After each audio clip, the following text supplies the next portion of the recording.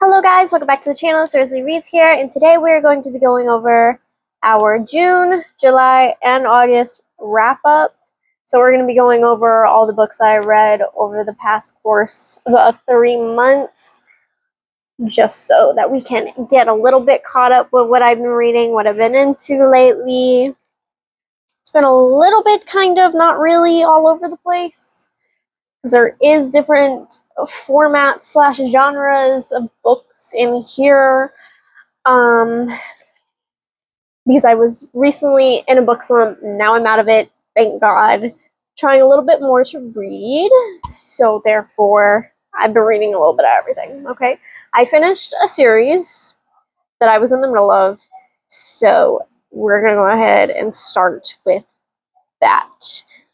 For at least one of the books, I read God of Wrath by Rena Kent, which is the third book in the Legacy of God series, which right now, peep the shirt, wearing a heathen shirt right now as I'm recording this. So, repping my boys. I do love my boys a lot. So, this is Jeremy and Cicely's book. Jeremy is kind of like the head of the heathens. He's more so the leader, the commander of that sort of mafia group-ish thing that they've got going on while they're all in university. So Cicely goes to one of the initiations because the heathens have like initiations annually, I believe. And she knows of Jeremy because her best friend Annika, that is her brother. So little bit of a best friend's brother relationship type trope we've got going on here, as well as the dark romance tropes, with it being him being a mafia leader sort type of thing going on. But Cicely essentially is also on a kink app because of the fact that she has a crush on another guy at the beginning of our story, and she knows he's into that stuff, so she tries to connect with him, but she ends up getting into contact with Jeremy instead. So it's also kind of like I don't know. You get the point. That's the plot. And, he ends up, like, going along with it and taking claim over her, whatever. Okay? You guys know how this works. It is just this. So, anyways, I rated God of Wrath 5 stars at the time of reading this. However, I'm probably going to knock it down to a 4 right now after thinking about it, because of the fact that I'm not as in love with Jeremy and Cicely as I am with another couple in the books. So we will bring that back up later. But yeah, Jeremy and Cicely, loved them. But I just didn't love them as much as I love another couple in the series. So, yeah.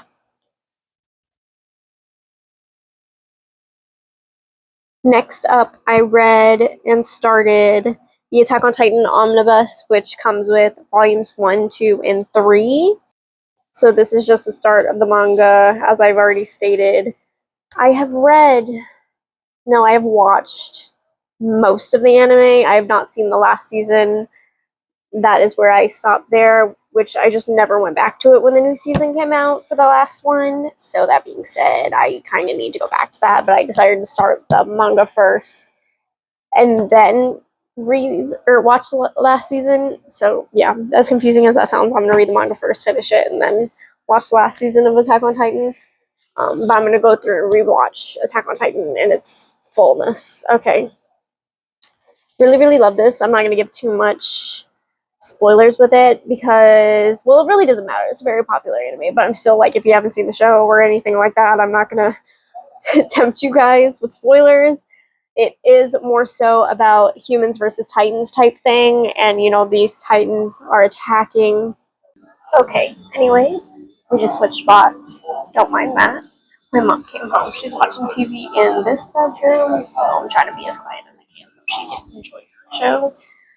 Anyway, next up, Reckless by Elsie Silver. This is Theo and Winter's story. Winter is a single mother in this. However, her father is Theo Silva. No, not her father, but the baby's father, the baby daddy. Okay, he's the baby daddy. Winter was previously with Summers from the first books. Uh, like Predator, but she didn't know it at the time she was with him. So she ended up getting a divorce. So this is a divorced trope as well. Um, one night stand with Theo Silva, and she ends up getting pregnant from the one night stand, and then she comes to stay with Summer so they can kind of like reforge the relationship. So she moves back to Chestnut Springs, and essentially, like, Theo eventually figures out that the baby is his, and so they have to work their way out with co-parenting, and they eventually fall in love through that. And honestly, I really like the story. I rated it like a 3.75. Not my favorite out of the books, but I did. This is probably like my second favorite in the whole Chestnut Spring series, because like I really love the found family. I really love like the characters and stuff, but it's just not too plot heavy, I feel. So it's just here for a good time. I don't really read it. If I if I don't want something heavy, then I'll read Chestnut Springs. Yeah. So 3.75.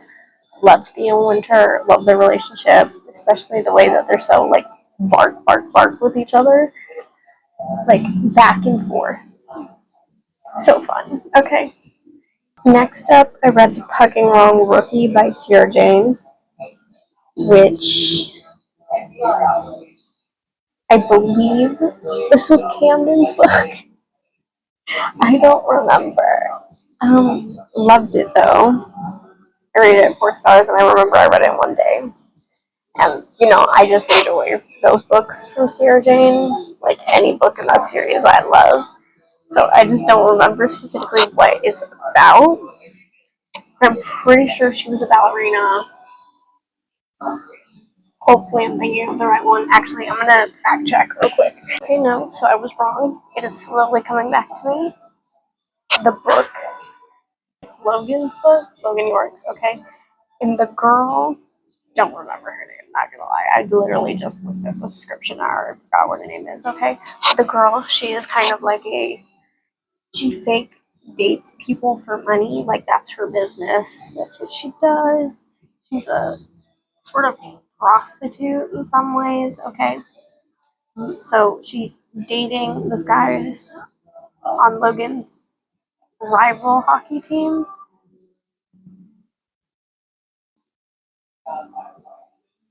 Yeah, rival hockey team. And Logan doesn't like that. He falls in love at first sight. Like, he's in love with her. And, he ends up figuring out what she is and who she is. And he hires her for himself to try to fend off from the rival guy that he does not like. So the relationship starts from there. Loved it. Okay, I love the men in this series so bad. Okay, they're so fun. They're so like okay, they're so cool. I just genuinely love every single man in this series. Like, obviously, I love some more than others, but you're gonna be like that with every book series. Okay, just the constant like. I just devour these books. Okay, I devour them. I have fun. I have so much fun. It's so great. I just really love it. Really, really, really, really love it. Okay. Next up is The Inmate by Frida McFadden. This is a mystery thriller type thing. I didn't really care for this one, if I'm not gonna lie to you. I posted this in a vlog where I was mood reading for a week, and I didn't really read a lot that week, but this was one of the books I read for that video, and I rated it a 3. So it is about a nurse. Her name's Brooke Sullivan, and she is going to go work at a prison. Who is in that prison? Shane Nelson, aka her baby daddy, aka her ex from high school many, many years ago. Okay? She knew he was an inmate, but she didn't disclose that information, so that's why she was hired on, because typically, like, prisons, they won't allow anybody with connections into prison for specific reasons. Obviously. Okay?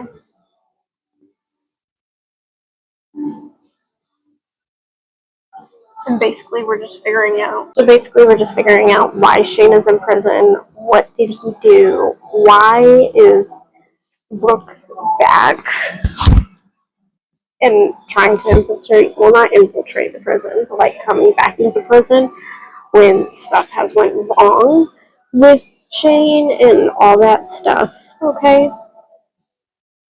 And also like trying to figure out her relationship with her childhood best friend and also trying to figure out her relationship with her son, why her parents' relationship is so fucked up between her and them. Like, there's a whole lot of things going on in the background while you're reading this book. You just aren't sure where to look. And honestly, like, I don't follow thrillers heavily, so I. What?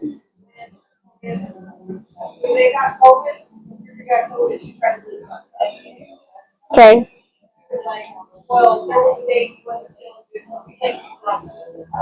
Okay. Okay. Okay. It's funny how everybody else calls theirs. Oh, am I interrupting something? Please stop. You've already done it like 5 times. You've already done it like 5 times. Oh my god.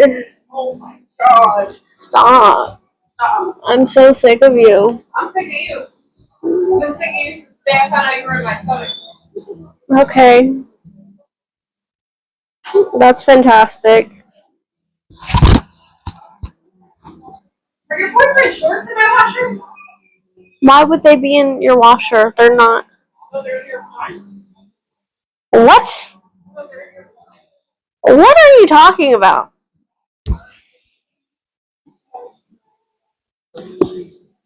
Yeah, so anyway, rated it like 3 stars, I think. I think I said it earlier, but I don't think I don't. Yeah, didn't really enjoy it. Wasn't my favorite. I don't really fuck with thrillers.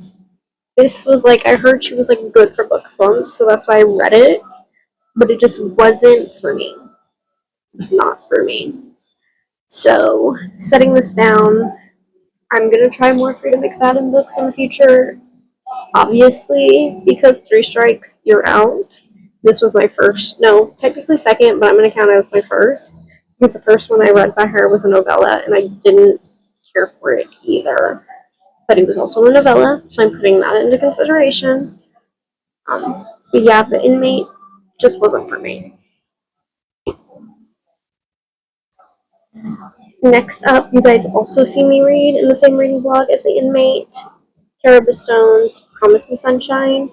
This is a story of more of grief and growth, and it doesn't really focus on a romantic aspect, but also it's kind of like a small factor that kind of helps move the story along, but also while not being the main focus. And I think this story did a really good job at portraying grief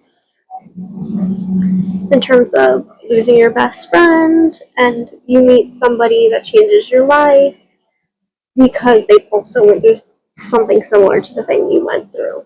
And you're just kind of experiencing connection and taking in the how relationships can help you move forward, while also not being the main thing to help you.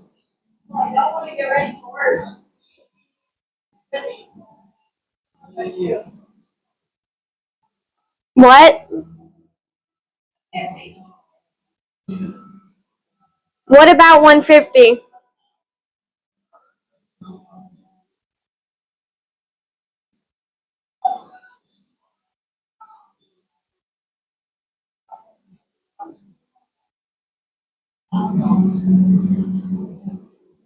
This is why I don't record when she's home.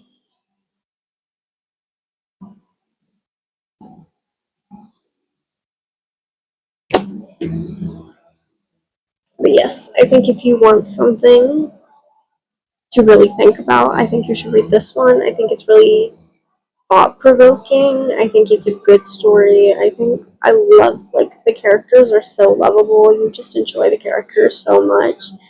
And you're kind of just learning as you go through what the process is like, having a real depiction of grief, and just having a good time with it. I rated Promise Me Sunshine, I think, 5 stars.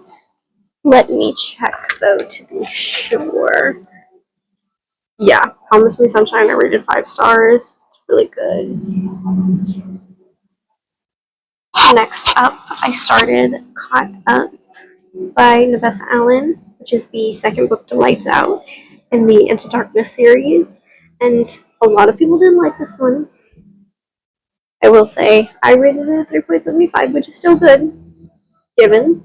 But I think a lot of people wanted this to be the second Lights Out. And by me saying that, I mean, like, I think everybody was anticipating that it would be just like Lights Out, not a more serious, broody male character, whereas Josh in the first book was just hilarious. It was witty, it was funny, like Josh and Allie, top tier. A lot of people expected that for this one, and I think they also thought it was just too dissimilar. So I think people had high expectations for this one because Lights Out was so good, and they didn't put into the account that high expectations make you a little less prone to liking a book. I think if you give this a full chance, you'll like it. I liked it. Okay? So, this is the story between Nico and Lauren. Lauren is a kind of OnlyFans creator. Um, she was in a relationship with Nico when she was in high school. However, something happened that split them up. She does not like Nico now. There was just a lot of factors that went into it, and slowly you start to see those factors unravel. Like, why did he do what he did to Lauren?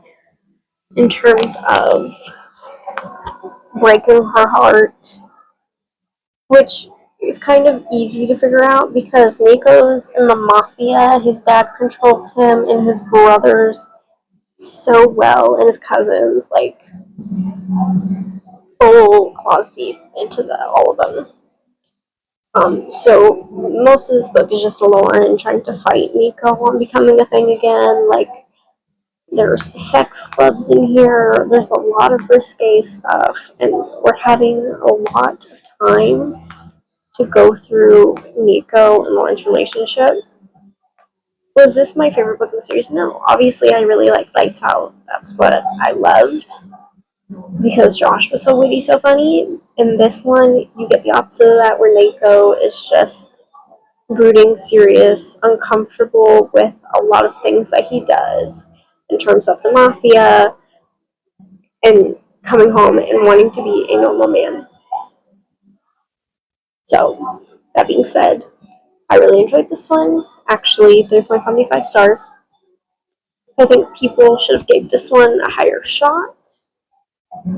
Obviously, it's not the best, but I think it would have been good had Lights Out not existed, and I just read this one on its own.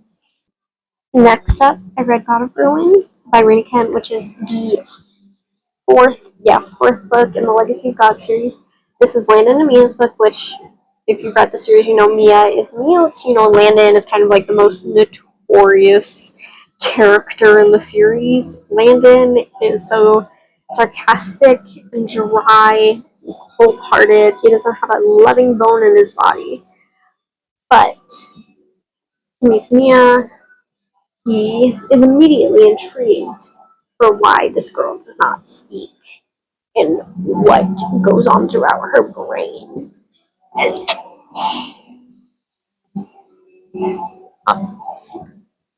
I everybody loves Landon. Like, I personally don't get the fascination. Normally, I like characters like this. I just think the way Landon was portrayed for me, it kind of felt flat. Um, because I think maybe if I didn't read this one as soon as I did, I would have enjoyed it more. Because I read God of Wrath and then I immediately went straight into this one. I think I would, if I would have waited, I would have enjoyed this more because I did not really care for the relationship at all. I think it was a lot of push pull in a bad way, not a good way, and I don't know. I just didn't vibe with it. I like there was moments I liked for sure, but it's not. This one just wasn't my thing. I like Mia. Not so sure about Landon. Rated it a 3, which still isn't bad, but I felt neutral about it. Didn't really care for it. Okay. The Pumpkin Spice Cafe. Okay, so I was at work, and this girl I work with is kind of bestie now because I didn't know she read. She saw my cup, which is my cup's white. It has like reading stuff all over it.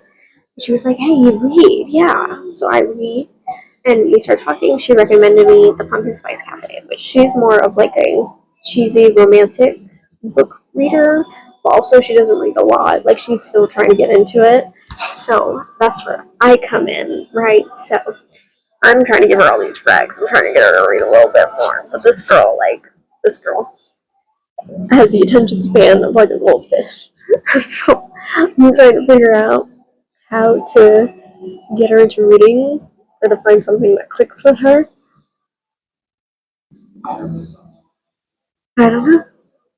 This one she recommended to me though, because this was like the one book she finished. She was like, "Yeah, you should read the Pumpkin Spice Cafe." So I read it, and it was more so a palate cleanser for me. It was cheesy, it was romantic, and yes, sometimes that is a good thing. So yes, I did enjoy it in the moment, but forward thinking, I would only read it as like a palate cleanser. I do not think I would read this if I was looking to really, really enjoy a book. So I did rate it like a 3.5, but I'd probably just keep it at a 3. So the basic summary: Jeannie, I think is how you say her name, inherits the Pumpkin Spice Cafe, which is in a town called Dream Harbor, and basically she's moving there to get away because she's very bored with life, essentially. So she moves here, looks for a new start.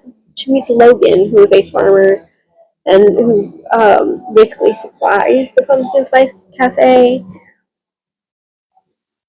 And, he wants nothing to do with her. He thinks she's too upbeat. He thinks she's too da da da. But at the same time, he finds himself intrigued and interested, but also trying not to be too interested because Logan has had heartbreak in the past that kind of stops him from pursuing anything serious or thinking about anything seriously. So this is kind of like a yes, it is kind of also like miscommunication trope. Hate that. I feel like these are two adults that act like children a little bit. I feel like we could have handled the situation that happens in the book a lot better. I feel like you guys are adults. Come on. And they're also doing like like teenager things, and I'm like, I don't know how I feel about that. So those were my maybe like 3 turnoffs that I don't care for in this book. I just not for me. But it was a good palate cleanser. I will give it that. Okay, guys. So, anyways, next up we got God of Fury by Raina Kent. Love, love, love, love, love. Okay, this is my favorite book in the entirety of that series of Legacy of Gods. Love Nikolai, love Bran. I relate to the character Bran so much, which is why I also love this book so much because it was an accurate representation for me, at least, of like self harm, depression, insecurity. denial. Okay. And yes, you think about this book and you're like, oh my god, smutty, oh my god, like, it's dirty. Yes, it does have those elements, but also it doesn't take away from the fact that the book is so serious in its own right. It has serious topics and stuff like that. And honestly, like, I love it so much because I was able to relate to it. Yes, at times I did have a hard time reading it because of the fact that I was touchy with the subjects that happened because I'm like, relatable. Um, it was really hard for me to get through, but I really do love Nikolai. I really do love Bran, and also just wanting to imagine that you have that one person that wants to protect you. And I just love Nikolai and Bran so much. Like, for my birthday, I got posters of Nikolai and Bran to hang them above my bed, and one of them's one of the scenes from the book where they're in the bathtub, and Nikolai finds out that Bran harms himself, and while the moment should not be romanticized, it's also like such a cute moment where you're taking the time to see that somebody actually cares for the first time that you're doing this stuff to yourself. And it's so monumental when you realize that there's somebody there for you in a way that no one else is. And nobody knows and nobody gets it. And then you realize you have this one person. It's so like sad and touching, and also all of these other things at the same time. It's just you go through their connection, you have a good time with it, and I just love them. I love them so much. So yeah, my favorite book. I treasure this book. I really do. Because I just Nikolai and Bran for me are a safe space, and I hope to keep them there. Keep them that way. They are my safe space. Next up, I have not finished this yet, but it's the Attack on Titan Omnibus for 4, 5, and 6, the volumes.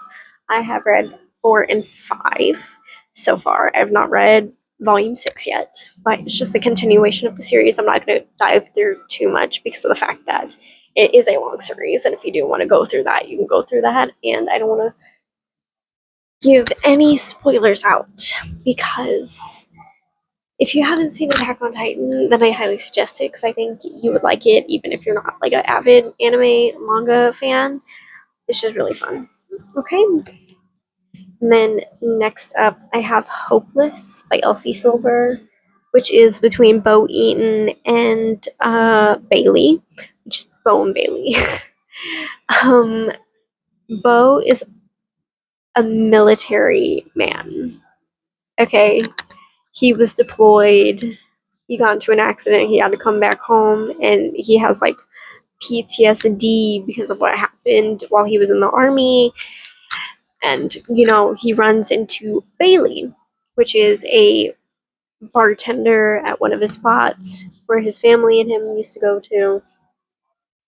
And he ends up reconnecting with her, and they end up coming up with an idea for a fake marriage because of his family being on his back because of his PTSD, his injury, whatever else he had going on at the time. And Bailey, her family is notorious. Okay, they're assholes. They run amok in the Chestnut Springs. Okay, they are crazy. So she made a bet with Bo that essentially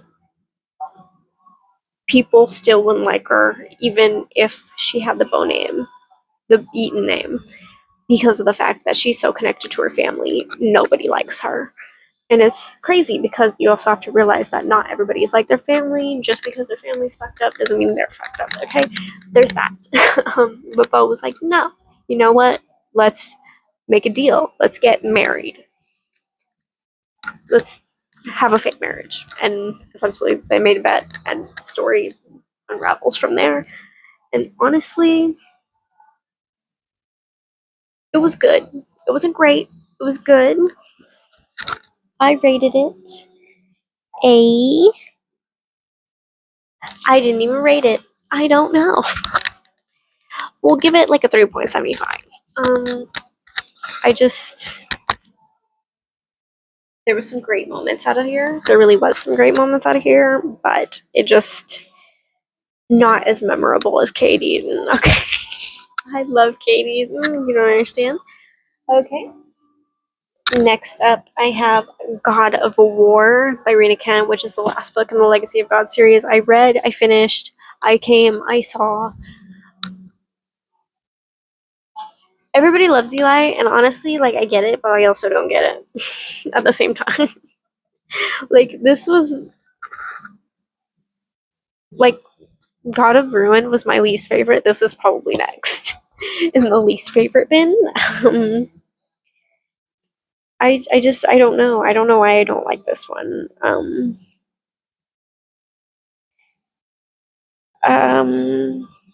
don't know. I don't know why I don't like this one. But essentially, Ava Nash, she has known Eli King for forever. She's had a crush on him forever. However, he rejected her when she was a teenager, which honestly, valid because of the fact that he was much older than her and he was like, no.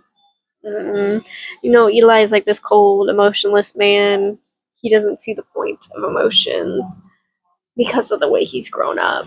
And honestly, don't blame him. But Ava has held out anger for so many years because, yes, he was unnecessarily cold with all the heartbreak he gave her, but also at the same time, like, he somewhat encouraged behaviors, and they've been back and forth since then, and they hate each other. Hate each other being in quotes. Um, yeah. So anyway, Ava goes into a coma. 2 years later, she's married to him. We don't know what the hell what happened until she figures it out on her own, on herself. And I don't know, I didn't care for this one. I was bored. So I'll tell you that. Yeah. So I'll give it like a 3.5. 3.5. I just don't care for them. Okay. Anyways, the last book I read, Priest by Sierra Simone, which is a story between Tyler Bell and a stripper, which is Poppy Danforth. And Tyler is a priest, and so he has sworn off all women, all marriage, all hopes of relationships until he meets Poppy Danforth, and he is immediately obsessed. And they begin a brigade of pretending they're not interested, but deeply being infatuated with each other. So I am not a person who follows religion, and yes, it does follow religion, but also it's not enough to ward me away, if that makes sense. Like, it doesn't go fully into depth with it, but at the same time it does. Like, just with the aspects it needs to, it doesn't need to go any deeper than that, and honestly appreciate that because it's not trying to push religion on the readers, which Sierra Simone, she did state she was in a religion like this. I don't remember, I think it's Christianity. No, Catholic. She was Catholic, but she no longer is. So honestly, that's probably where that came from. I think she portrayed it rather well. Well, to my extent of knowledge, I don't know for sure if she portrayed it well or not. But to my extent of knowledge, she portrayed it well. And I gave it a 3.75 because, yeah, I gave it a 3.75. Blue. Good boy. I gave it a 3.75 because it was not my favorite. I really liked the writing, though. I really did enjoy the writing. Storyline wasn't my favorite. At the same point, that's on me. So yeah. Those are all the books I read between June, July, and August. And little descriptions of them and when I rated them. Hopefully I didn't forget any. I don't think I did. But that is going to be the end of this video. Thank you guys for watching. I appreciate your support. If you guys have been here, if you guys have stayed watching, I say this in every video, I think. But I really do deeply appreciate it because we're just going higher up and higher up in views and likes and subscribers. I'm like, oh my god. It's crazy. Even with like the little amount I have, I still think that's crazy to me. Yeah. Anyways, come if you guys want to stay around, stay tuned for the next video that comes out. I don't know what's going to come out because I don't know, but hopefully you guys get a video out next week. Yeah, so yeah, I'm going to keep reading, keep going through my reading journey, and I will see you guys in the next video.